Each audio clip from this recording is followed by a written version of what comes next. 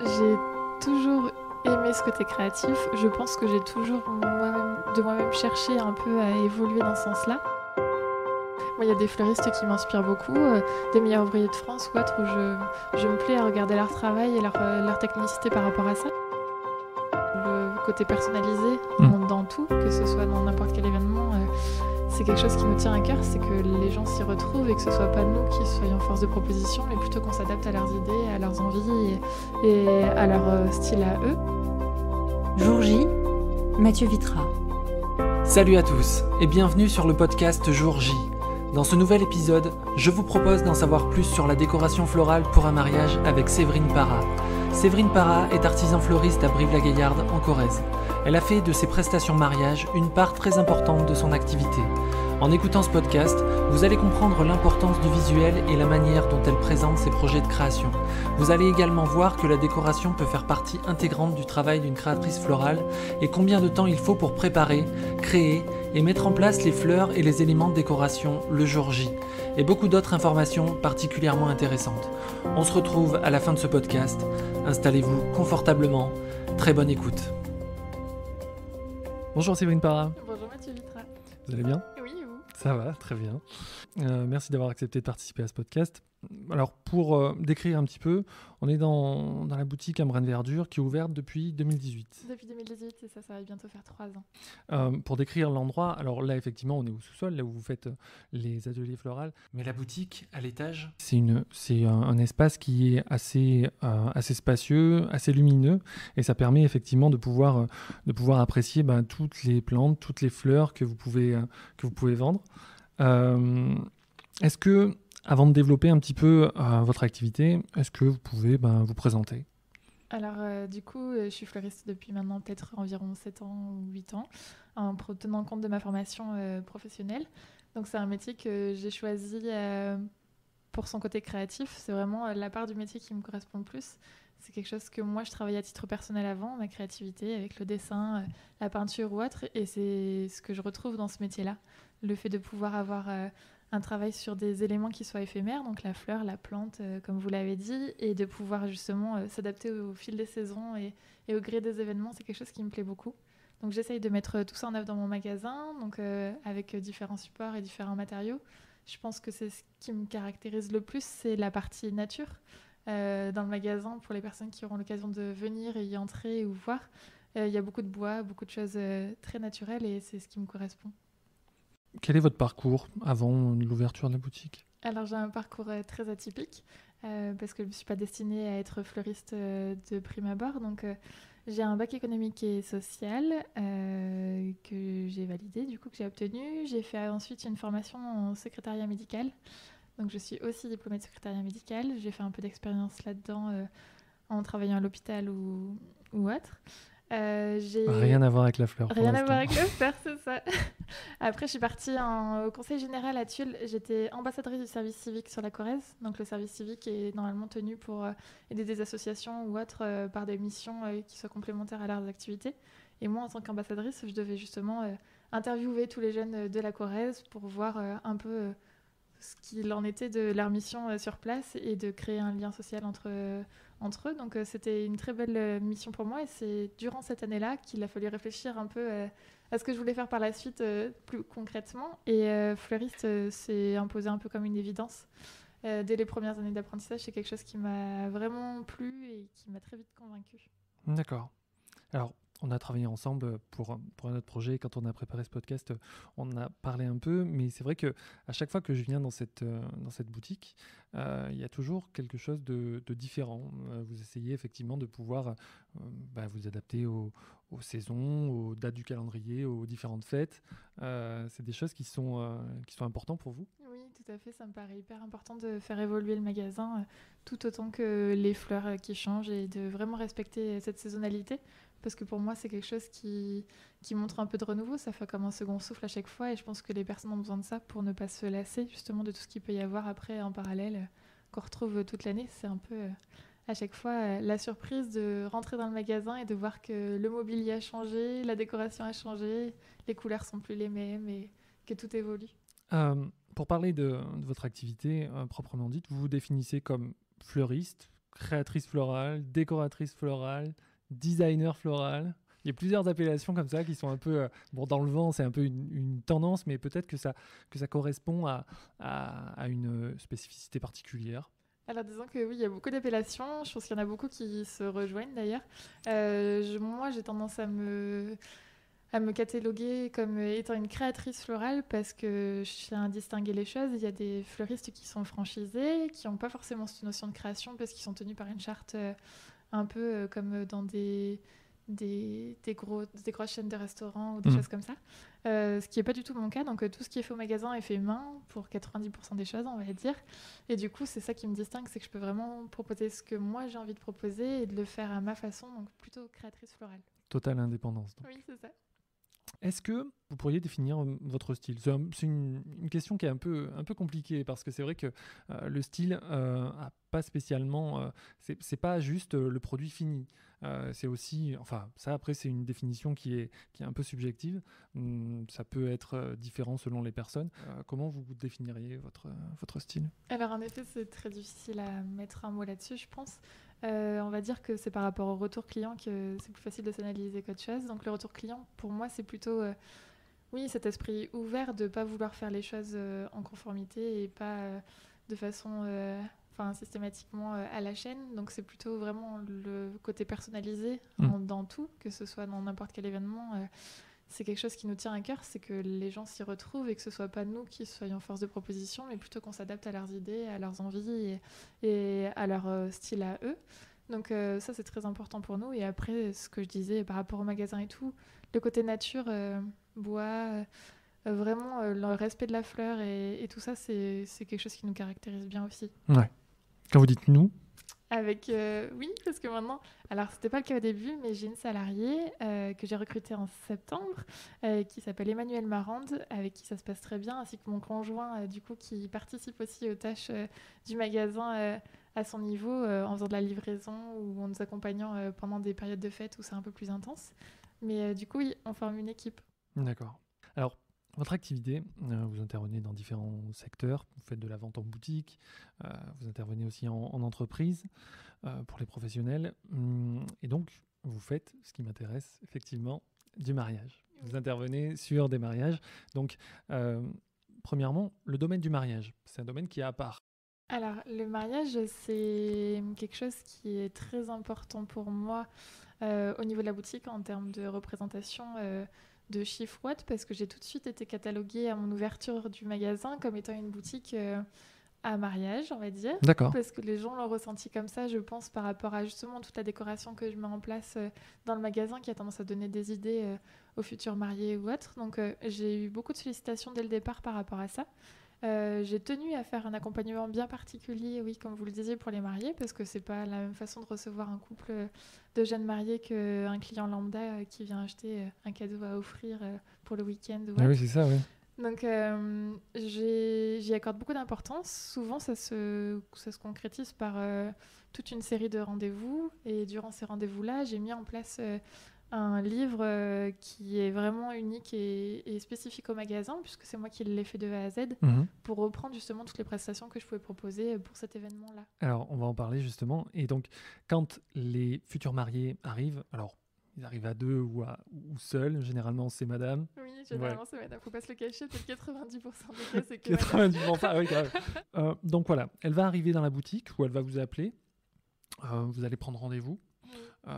Vous allez lui exposer un peu tout ce que vous pouvez lui offrir. Comment ça se passe concrètement ? C'est ça. En fait, lorsqu'une personne vient et commence à nous parler de son projet de mariage, notre premier réflexe, c'est de donner un rendez-vous, parce que pour nous, faire ça sur le bord du comptoir entre deux clients lambda, c'est pas quelque chose d'envisageable. On aime bien prendre le temps de discuter de tout ça.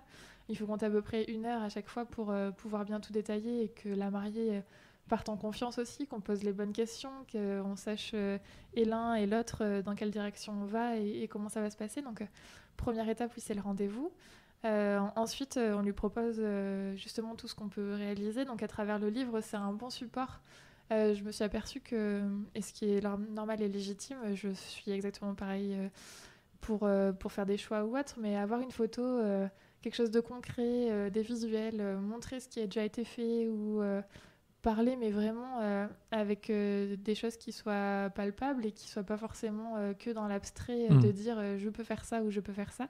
C'est quand même vachement plus prometteur et vachement plus... ça met les gens beaucoup plus en confiance. Donc c'est quelque chose qui, moi, me tient à cœur et on avance petit à petit en tournant les pages du livre et en concrétisant les aspects qu'eux, ils veulent développer, que ce soit sur le bouquet de mariée, la boutonnière, le décor d'église et tout ce qui s'ensuit. Ok. Et quand ils arrivent, alors effectivement, vous avez ce support avec des photos sur tout ce que vous avez fait précédemment. Oui. Mais si c'est une demande bien spécifique que vos prospects, vos clients ont vraiment envie de travailler avec vous, mais que ce qu'ils vous exposent, vous ne l'avez jamais fait, comment ça se passe pour leur montrer effectivement, potentiellement, ce que vous pouvez faire pour eux? Alors ça, c'est déjà arrivé. Notamment, je me rappelle d'une dame qui m'a fait travailler un bouquet de fleurs qui était à 90% réalisé en origami, donc vraiment quelque chose d'assez atypique. Quand moi j'y vais à tâtons et que je ne sais pas forcément par où commencer ou autre, déjà je sais m'épauler de bons professionnels à côté de ça. Et ce qu'on propose souvent, c'est un test. Donc on se fait un bouquet de tests, on se donne rendez-vous une autre fois pour voir si les attentes correspondent à ce qui peut être fait ou autre. Et ça nous aide à avancer. Donc tout se fait pas à pas. Et au contraire, moi j'adore ce petit côté challenge et ce côté novateur qui fait qu'on ne l'a jamais fait. Et je me fais autant surprendre que les clients parce que du coup, c'est quand même assez rare quand on commence à enchaîner les années de travail dans ce domaine-là d'avoir encore ce côté surprise qui est très agréable. Donc on arrive quand même à se débrouiller. À partir du moment où on a un projet particulier, c'est bien de pouvoir le mettre sur papier. Et vous m'aviez parlé aussi du dessin. Le dessin, c'est super important parce qu'il y a effectivement les compositions, il y a les bouquets, mais il y a aussi des structures. Je pense à potentiellement des arches ou des couronnes. C'est des choses qui sont importantes à pouvoir concrétiser sur papier parce que sinon, c'est un peu abstrait ce que vous pouvez offrir. Donc du coup, le dessin est important. Oui, le dessin a toute son importance et c'est là où ça rejoint mon parcours d'avant. Avant d'attaquer ce métier de fleuriste, donc ce que je disais au préalable, c'est vraiment quelque chose qui, moi, m'apporte une force et me permet justement d'en jouer et de pouvoir prouver encore plus ce que je peux faire et comment je peux le faire et bien montrer que j'ai bien compris la chose et qu'on aille dans la bonne direction ensemble, quoi. D'accord. Vous faites des décorations de table aussi. Oui. Est-ce que vous faites des tables témoins?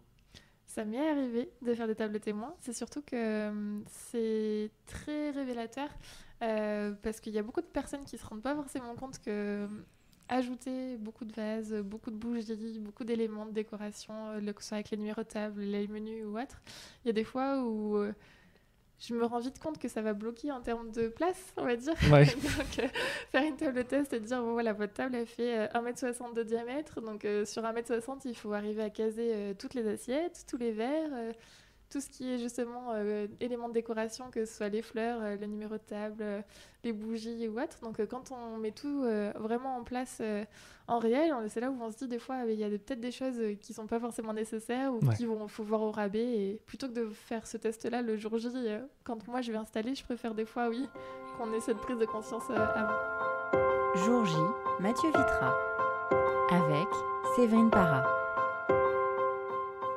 Quand les personnes viennent dans votre boutique ou vous appellent au téléphone, ils ont parfois des idées très très précises. D'autres fois, ils ont beaucoup trop d'idées. D'autres fois, pas assez d'idées du tout. Enfin, pas assez d'idées tout court. Comment on fait la synthèse de tout ça entre ce qu'ils peuvent vous dire, ce qu'il est possible de faire, ce qu'ils veulent vraiment et ce qui va être vraiment esthétique et cohérent? Parce que j'imagine que peut y avoir certaines idées qui ne sont pas spécialement ultra en adéquation avec ce qu'ils veulent. Ouais, par exemple, ouais. Oui, alors on va dire que je pense que le maître mot, c'est le budget. C'est souvent ce qui permet aux personnes de se raisonner parce que oui, il y a eu toute la mode des photos Pinterest ou autre avec les gros mariages qu'on voyait. Donc souvent, moi je préfère au contraire qu'ils me disent que ils veulent plein de choses et que tout va être comme dans leur rêve ou autre, mais mis à plat, moi, je préfère qu'on fasse une liste longue et qu'une fois que je budgétise, à la limite, ils me disent en fait, non, on va revenir un peu à quelque chose de plus raisonnable et pour leur budget et pour la décoration, parce qu'en mettre partout, c'est pas forcément une finalité en soi, c'est pas forcément ce qui rend la salle plus belle. Au contraire, des fois, juste un objet de décoration bien placé suffit pour embellir toute une salle. Donc souvent, c'est le budget qui fait revenir à la raison. Et après, pour tout ce qui est goût proprement parlé, de mélange de couleurs ou autre, normalement, quand on fait les tests, c'est quelque chose qui saute vite aux yeux et qui les rattrape. Donc, et ils se rendent compte effectivement que leur première idée était peut-être pas... Enfin, il y en a qui sont effectivement très créatifs et qui ont du bon goût, entre guillemets, dès le départ, mais bon... C'est ça, mais souvent c'est comme ça que ça se passe. Moi je me permets jamais de juger, je préfère autant que ce soit eux qui aient les prises de conscience. Vous êtes sûr là ? Vous êtes sûr qu'on va... Oui, non, je préfère autant que ce soit à leur goût, leur dire moi je préfère le blanc alors que eux ils aiment le rose ou autre. Pour moi c'est pas quelque chose qui est concevable. C'est plutôt de les amener à la réflexion de pourquoi ça serait mieux d'avoir une composition de telle ou telle couleur sur la table par rapport à leur nappe, par rapport à tout. Après c'est un ensemble, mais souvent quand tout est mis à plat, vraiment c'est des prises de conscience qui se font d'elles-mêmes, donc c'est pas gênant à ce niveau-là. D'accord.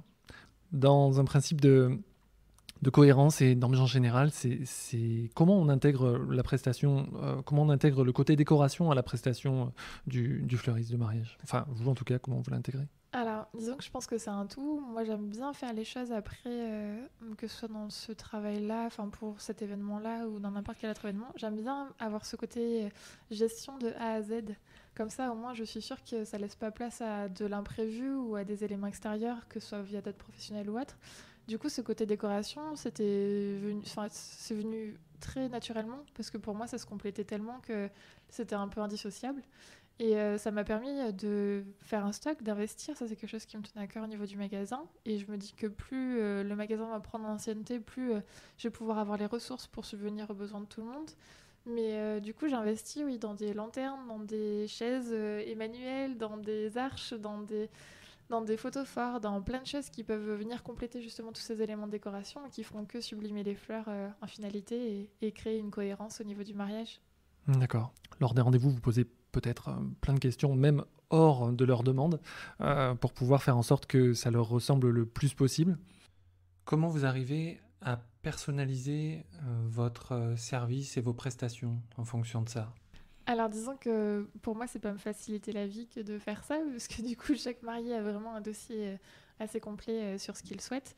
Je travaille beaucoup du coup en relation avec eux, c'est donnant-donnant, donc j'apporte pas forcément tout sur la table. Je demande aussi un travail au préalable des mariés, que eux ils aient regardé par exemple des inspirations, des choses qui pouvaient leur plaire, me montrer des bouquets qu'ils aiment ou des bouquets qu'ils aiment pas du tout, histoire que moi je puisse comprendre en termes de fleurs aussi quelles fleurs reviennent souvent dans les bouquets qu'ils aiment beaucoup ou pourquoi ils aiment pas ceci et qu'est-ce qui m'empêcherait moi de travailler la composition de cette façon-là. Donc on va dire que c'est un échange là-dessus. Et lors du premier rendez-vous, c'est des choses où je fais toutes mes annotations vraiment sur ça. Je pose des questions où je pense... je suis peut-être un peu pénible des fois parce que disons qu'ils ressortent de là avec une liste de questions énorme et tout à prendre en compte pour des détails, des choses auxquelles ils n'auraient jamais pensé, je pense, mais qui pour moi ont leur importance. Comment sont les bancs d'église ? Est-ce qu'on peut bien faire les systèmes d'attache facilement ? Est-ce que c'est des bancs pleins, pas pleins ? Justement, quelle taille font les tables ? Parce que ça permet de se rendre compte si la composition va être surdimensionnée, pas surdimensionnée. Parce que c'est aussi prendre en compte l'architecture, évidemment, du lieu de réception, de l'église. Vous intervenez sur place. Vous allez faire un repérage sur place ? Alors, maintenant... je commence à connaître pas mal de lieux de réception et pas mal d'églises. Tout ce que je ne connais pas et où j'ai facilité à me déplacer pour y aller, j'y vais de bon cœur. Sinon, je fais souvent ça via les photos des mariés, justement, quand je demande la morphologie du banc ou de comment est fait telle ou telle salle. Je me base sur leurs données à eux. Ça me fait gagner du temps, on va dire aussi, et c'est justement ce petit travail qui est demandé au niveau des mariés, de pouvoir même eux prendre en compte que si leur salle est comme ça, en y réfléchissant, il y a des choses qui ne seront pas possibles. Donc c'est vraiment, on va dire que c'est un échange. La plupart des professionnels de mariage, que ce soit effectivement aussi les traiteurs, le photographe, la fleuriste, ont ce côté un petit peu artiste, donc ont besoin d'inspiration aussi. Comment vous vous inspirez sur vos créations ? Alors, j'ai toujours aimé ce côté créatif, je pense que j'ai toujours moi-même cherché un peu à évoluer dans ce sens-là. Et pour ça, c'est souvent passé par regarder ce que font les autres. Il ne faut pas se cacher. Moi, il y a des fleuristes qui m'inspirent beaucoup, des meilleurs ouvriers de France ou autres, où je me plais à regarder leur travail et leur technicité par rapport à ça.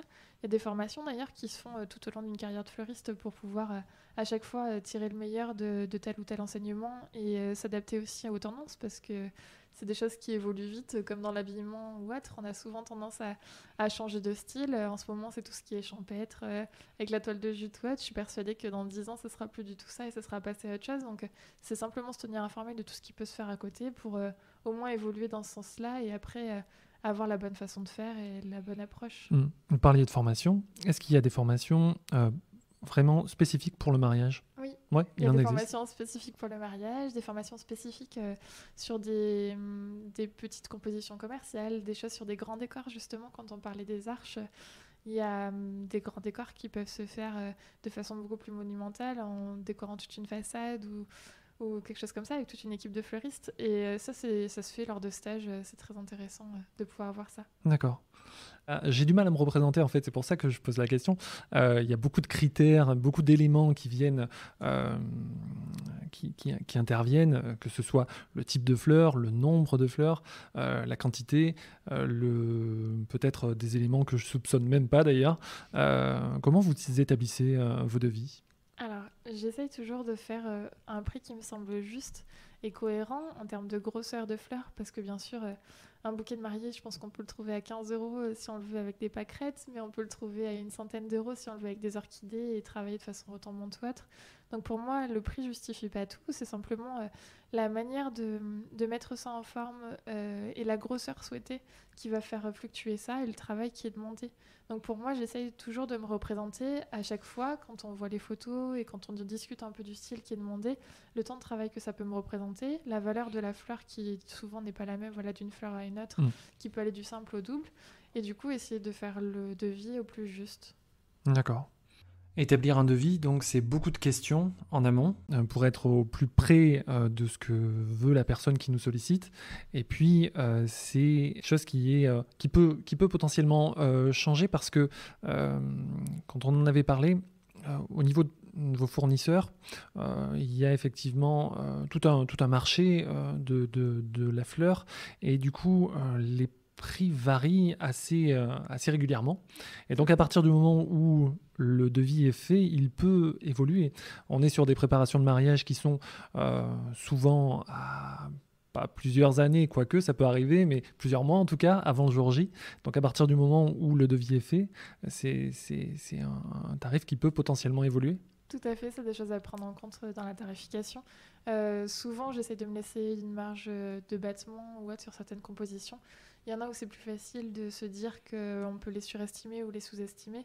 Après, il y a des prix planchers où on sait tous qu'en dessous de tel prix, ça ne sera pas possible. Donc, la seule chose, c'est de s'adapter en permanence. Et souvent, le jour J, c'est des adaptations qui se font aussi. Et si on voit qu'en termes de budget, moi, je l'avais mal estimé pour telle ou telle pièce, j'essaye souvent de contrebalancer avec une autre pièce qui a moins d'importance pour essayer de moi m'y retrouver et que les mariés aussi. Mais c'est sûr que je pense que fixer les tarifs, c'est pas forcément quelque chose de très évident, surtout qu'on sait que c'est le point qui est souvent comparé d'un fleuriste à l'autre. Donc, faut bien jauger, faut essayer d'être le plus honnête et droit possible. Moi, je pense que c'est vraiment le travail que j'essaye de faire en me disant en dessous de tel prix, pour moi, la composition, elle n'aura pas tout son sens, elle n'aura pas l'intérêt qu'il y a. Donc, baisser le prix pour baisser le prix, ça n'aura pas forcément d'intérêt ni rien. Je pense que ça serait plutôt que desservir les mariés. Donc, j'essaye d'être le plus juste et après, on voit le jour J et quand il faut faire la réalisation, comment ça peut se passer. D'accord.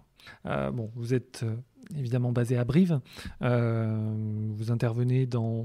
Quelle est votre zone géographique d'intervention déjà ? Alors, on va dire que pour les mariages, je m'éloigne de plus en plus. Donc maintenant, j'arrive à faire jusqu'à 1h30 de route autour de Brive pour pouvoir aller desservir un lieu de mariage, parce qu'il y a quand même de belles prestations à faire quand on s'éloigne un petit peu dans des beaux châteaux ou autres dans le coin. Donc c'est intéressant et je voyais ça trop frustrant de pouvoir renoncer à des marchés comme ça pour faire des lieux d'exception.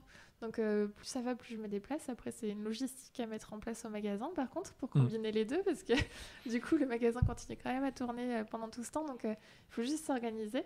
Mais oui, je commence à me déplacer de plus en plus. Je sais pas vous si c'est le cas. Si, effectivement, moi je me déplace partout en France, mais c'est vrai que j'ai pas de consommables entre guillemets à prendre en compte parce que moi mes produits ne se fanent pas. J'ai pas effectivement une préparation de produits physiques à faire évidemment en amont, mais c'est vrai que quand on va plus on va loin, plus c'est une organisation évidemment à mettre en place. Donc du coup, vous fournissez plutôt en local ? Alors, j'essaye le tant bien que mal de me fournir le plus localement possible. Après, ce qui se passe, c'est que dans la fleur, c'est quand même relativement compliqué de pouvoir avoir toutes les variétés florales sur une échelle vraiment locale. Donc, on est obligé de se fournir après un petit peu plus loin. Alors, on essaie toujours de chercher au plus proche, mais c'est pas forcément évident selon le nombre de variétés et surtout pour respecter la saisonnalité et vraiment des demandes bien spécifiques. Il faut quand même pouvoir s'éloigner un petit peu pour qu'en termes de quantité ou autre, ce soit raisonnable et que tout le monde s'y retrouve niveau prix, niveau aussi achalandage ou autre. Donc c'est compliqué là-dessus, ouais. Alors, on parlait des tarifs tout à l'heure et le marché de la fleur, ce que je ne savais pas, c'était qu'effectivement, il y avait une sorte de bourse florale qui était aux Pays-Bas. Oui. Il y a une plateforme mondiale qui est sur Amsterdam. Les fleurs viennent de tous les pays du monde et repartent dans tous les pays du monde. C'est quelque chose qui doit être assez impressionnant. Vous m'aviez dit que vous aviez été là-bas. Tout à fait. Pendant mes études, c'est un voyage scolaire qu'on a fait avec la formation fleuriste parce que je pense que pour un fleuriste, c'est d'autant plus important d'aller voir ce genre de marché. Donc, il se tient à Aalsmeer. C'est un entrepôt qui est juste énorme. On ne soupçonne même pas qu'il peut y avoir une fourmilière comme ça dans un tel endroit. Il y a vraiment du monde partout et c'est de l'achat de fleurs au cadran. Donc, tout est mis sur des rails et sur des gros rolls. Il y a des personnes qui sont prédisposées pour faire les achats et qui font monter les enchères petit à petit, d'où le fait que le prix des fleurs fluctue d'une semaine sur l'autre, c'est jamais la même chose. Mais c'est vraiment un circuit impressionnant. Et même des fois, les fleurs de France transitent par là-bas pour pouvoir être achetées et revenir en France. Donc, il y a des choses qui sont un peu incohérentes comme ça. Je pense que c'est pas que dans le domaine de la fleur d'ailleurs, mais c'est vraiment impressionnant. Jour J, Mathieu Vitra, avec Séverine Parra. Pour revenir au mariage, vous préparez vos créations combien de temps avant le jour J ? Alors, c'est une course contre la montre. En général, les mariages, du coup, se tiennent le samedi. Mon dernier arrivage de fleurs, c'est le jeudi, fin de matinée. D'accord. Donc, ce qui nous laisse à chaque fois 1 jour et demi pour tout préparer, pour que le samedi matin, tout soit prêt à être ou installé en salle, parce que du coup, on avait parlé du fait que je puisse faire les installations, mais des fois, il y a des personnes, si ma présence n'est pas nécessaire sur place, c'est-à-dire que s'ils ont simplement pris des centres de table avec des contenants bien particuliers, je m'occupe de tout leur remettre dans une caisse. S'ils ont une personne préposée ce jour-là à venir réceptionner cette caisse-là et juste faire la disposition sur la table, ça ne nécessite pas mon intervention sur place pour faire juste cette transition et cette livraison. Donc, il y a des mariages où je n'installe pas, et où il faut que du coup ils puissent quand même venir réceptionner tout, avoir le temps de se préparer. Donc le samedi matin, normalement tout est prêt. Donc 1 jour et demi, c'est le temps de réalisation pour vraiment tout faire pour un mariage. D'accord. Alors selon peut-être la taille entre guillemets du mariage, peut-être le lieu de réception et puis la demande, il doit y avoir effectivement une différence de durée de préparation. Alors c'est ça, il y a des choses qui demandent beaucoup plus de préparation que d'autres. Souvent, on essaye de s'adapter, de faire au mieux. Il y a des fois où en travaillant tout seul, ça a été compliqué de pouvoir tout assurer parce que le fait que les personnes n'aient pas à venir, viennent récupérer leurs affaires et que moi je n'ai pas à les installer, ça me permet souvent de cumuler les mariages un petit peu parce que du coup ma présence n'est pas nécessaire, donc je peux me permettre de leur préparer tout en amont et de me dire qu'une fois que c'est fini, c'est fini. Donc j'ai souvent eu des petits problèmes de timing qui m'obligent à rester la nuit ou autre pour pouvoir finir à temps, mais ça fait partie du métier et pour moi, travailler la fleur en amont, ça serait juste impensable parce qu'on a quand même cette esthétique qui est vachement important. La fleur, c'est périssable. Pour peu qu'il fasse super chaud l'été ou autre, on sait tous que ça va avoir tendance à s'ouvrir vite ou ou à tourner vite si vraiment ça reste en plein soleil. Donc cette notion de périssable, c'est quand même ultra compliqué à gérer. Et pour moi, la façon de le gérer au mieux, c'est de tout faire pour que les mariés aient pas de soucis et donc tout faire le plus au dernier moment possible. Vous faites jusqu'à combien de mariages par jour? J'en ai fait jusqu'à 7. Jusqu'à 7, d'accord. 7, c'était mon record, mais je sais pas si je retenterai l'expérience. C'était quand même difficile à gérer, ça fait beaucoup de pression. Après, tous les mariés le comprennent. Enfin, souvent, c'est un jeu de confiance. Quand les personnes viennent au magasin, on crée quand même une relation qui est particulière et qui, moi, me tient vraiment à cœur, parce que même là, maintenant, j'ai du recul. Au bout de 3 ans, 3 ans après, il y a des mariés où j'ai fait du coup leurs premiers événements qui viennent toujours au magasin, avec qui on a ce lien un petit peu particulier. Quand on les voit, on est content de les voir, on est content d'avoir des nouvelles d'eux et de reparler de ces moments-là et de tout ce qui s'est passé. Donc ça rapproche vraiment. Je pense que il faut que les gens nous fassent confiance et nous, on fait tout pour ne pas les décevoir. Donc c'est hyper important pour moi, dès les premiers rendez-vous, de mettre ça en place. Et après, c'est difficile quand la personne veut travailler avec vous, de dire non. Moi, c'est quelque chose que j'ai du mal à faire. Et c'est pour ça, des fois, quitte à me mettre un peu de trop de travail comparé à ce qui est prévu, je préfère autant me dire que oui, tout sera fait et tout sera bien fait et tout le monde sera content. Et j'en assumerai les conséquences des petites nuits, des petits yeux et tout ce qui va avec. D'accord. La place du relationnel est vachement importante. Ah, mais tout à fait, disons que ça se perpétue et même par la suite, le fait qu'ils reviennent ou autre, moi, c'est toujours un grand plaisir.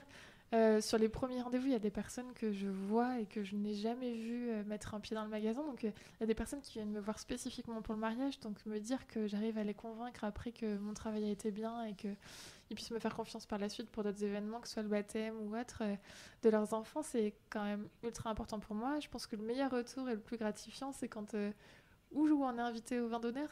C'est des choses qui m'ont été proposées et où je me dis à chaque fois que la place du fleuriste est quand même importante pour ce jour-là et que ça fait vraiment chaud au cœur de se dire qu'on peut assister à cet événement-là, parce que souvent on est là dans les coulisses avant, on voit les préparations avant tout le monde. Certes, je suis la dernière à voir la salle, à mettre la cerise sur le gâteau sur les tables mais on voit pas après toute la vie qu'il peut y avoir autour, la réaction des gens. Donc ces étapes-là sont vraiment très importantes pour moi, et recevoir les faire-part de mariage ou autre par la suite, c'est vraiment à chaque fois un bonheur et je m'en lasse pas, quoi. Une fois que toute la décoration est faite, que vous avez mis en place toutes vos créations sur la salle de réception, est-ce que vous organisez un moment avec les mariés pour qu'ils soient les premiers à voir la salle dans son ensemble une fois que tout est terminé, que la dernière fleur est posée? Est-ce qu'il se passe ce genre d'événement? Alors justement, non, c'est pour ça que la confiance est hyper importante. C'est que quand moi je fais ça, eux, ils sont en train de passer à l'église ou quelque chose comme ça. D'accord. Donc c'est vraiment le moment où la salle est vide, le traiteur a fait sa mise en place et je suis vraiment le dernier élément qui arrive sur la table. Justement pour cette notion de durée de vie des fleurs et tout aussi, c'est quand même important d'être la touche finale et d'arriver au bon moment et au dernier moment. Donc souvent, je n'ai même pas le temps de voir la réaction, donc j'ai juste le retour par la suite où je suis à chaque fois hyper contente de voir encore leurs yeux émerveillés et 3 jours après me dire c'était super beau, c'était ce qu'on voulait ou autre. Et c'est pour ça que pour moi, ça a son importance de faire les premiers rendez-vous, parce que le jour J, quand je fais la mise en place, je suis la seule à faire la mise en place et j'ai personne qui me dit c'est bien ou c'est pas bien, donc il faut vraiment qu'on se soit bien compris au préalable. D'accord. On arrive à la fin de ce podcast, déjà. Est-ce que vous auriez un conseil ou plusieurs conseils à donner aux futurs mariés pour choisir leur fleuriste pour leur mariage? Alors, à part le fait qu'il faut venir chez Séverine Parra, oui, un brin de verdure. Un brin de verdure, c'est le mieux, mais non, sincèrement, je pense que au-delà de tout, je pense qu'il faut pas voir les choses comme étant juste un prix, que ce soit pour un fleuriste, pour un photographe ou pour n'importe quel autre métier. Je pense que ce qui est important, c'est juste la personnalité de chacun. Si ça colle avec la personne que vous avez en face, que ce soit un professionnel fleuriste ou de n'importe quel autre métier, je pense que déjà ça a sa grande importance. C'est vraiment une relation de confiance. Le prix qui est fixé, c'est le prix qui est juste pour le professionnel. Moi, je ne m'amuse pas à rajouter tant ou tant d'euros juste par plaisir. C'est vraiment des choses qui, pour moi, sont justifiées. Après, tout se discute. S'il y a des choses où on entend que ce ne soit pas possible à tel prix et qu'il faudrait baisser à ce niveau-là parce que le budget commence à être serré pour le mariage et à ce moment-là, on s'adapte tous ensemble. Mais je pense qu'il faut d'abord baser son choix par de la cohérence sur la personnalité du professionnel que vous avez en face, que vous vous y retrouviez, que vous soyez en confiance avec lui et que vous vous disiez juste je suis sûre qu'il va me faire le plus beau mariage qui soit et qui fera tout pour ça. Et pour moi, c'est vraiment le plus important. Donc après, que ce soit moi ou un autre, je dénigrerai pas la concurrence pour un sou, mais je pense que c'est vraiment s'y retrouver par rapport à ce que vous voulez et comment vous êtes. Oui, c'est ça, parce que quand les personnes viennent me voir, qui travaillent avec moi ou pas, ce que je peux, moi, leur conseiller en tant que photographe, c'est de mettre une importance particulière au feeling relationnel.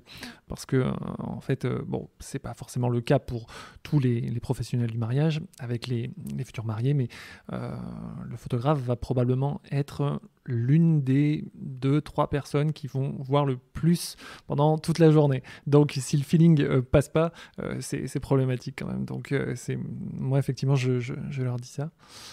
On peut vous retrouver sur les réseaux. Vous avez votre site, brinverdure.fr.com. Vous avez votre Instagram. Oui. Vous êtes sur Facebook également. Pour la dernière question, est-ce qu'il y a un mariage qui vous a particulièrement marqué depuis que vous faites ce métier ? Alors, je dirais qu'il y en a plusieurs et pour différentes raisons. Il y a le premier mariage où j'ai été invitée justement à venir au vin d'honneur. Je m'en souviendrai pendant toute ma carrière, je pense, parce que c'était pour moi un moment émouvant de voir les mariés prendre du temps pour venir parler avec moi au vin d'honneur et justement voir un petit peu toute la vie qu'il y a autour de la décoration qui a été faite. Parce que ça change tout, ça donne une autre dimension au mariage que d'y assister plutôt que de le préparer simplement dans les coulisses. Donc ce premier mariage-là, je m'en rappellerai tout le temps. Et après, il y a des mariés où il y a ce feeling qui passe et on le sent dès le premier rendez-vous où les sourires se font, où on sent que tout devient naturel et qu'on est sur la même longueur d'onde en termes d'idées ou autre.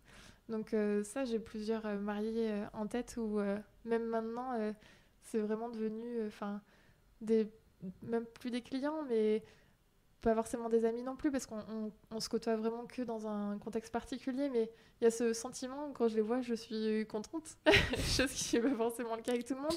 Donc, je le confirme.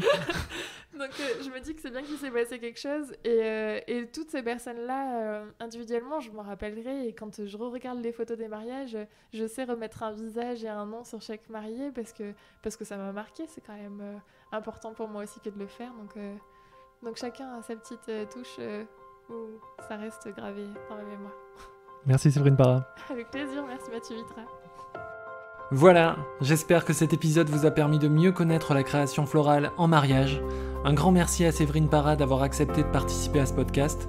Vous pouvez retrouver beaucoup d'informations en lien avec ce podcast sur mon site mathieuVitra.com/lejournal. Pour soutenir ce podcast, n'hésitez pas à partager cet épisode sur vos réseaux sociaux, Instagram, Facebook, LinkedIn et tous les autres, et à mettre 5 étoiles ainsi qu'un commentaire sur Apple Podcast. C'est très important pour moi. Parlez-en autour de vous et abonnez de force toute votre famille et tous vos amis. Je vous retrouve dans un prochain épisode et n'oubliez pas, faites ce que vous aimez, aimez ce que vous faites. À bientôt.